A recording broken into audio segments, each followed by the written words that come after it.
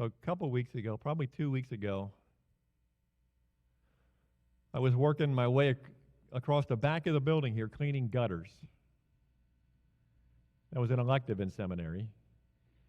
But I'm cleaning gutters across the back of the building.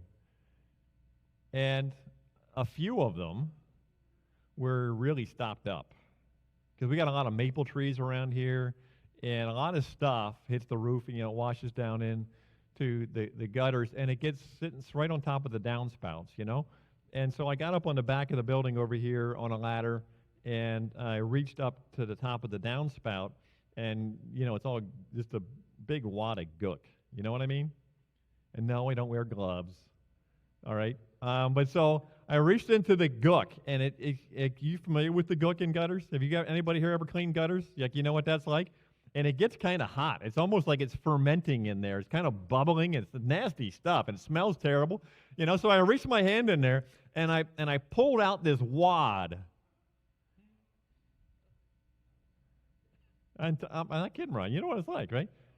But the entire gutter across the back of the building, whoosh. And it's just all the gunk and the nasty stuff all just comes shooting out onto the ground. And I can't tell you how satisfying that is when it's really stopped up and you rip that thing out of there. You know what? In our spiritual lives, sometimes there's a big wad of gunk that's kind of stopping up the flow that God wants to bring into our lives. And you got to rip that thing out of there.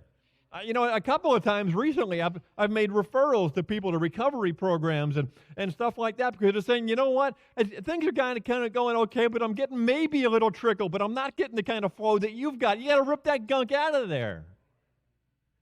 And you know what? It might be disgusting. It might be gross. You might have to get your hands a little bit dirty to get that stuff out of there to reestablish that flow. And maybe that's what God's calling you to do.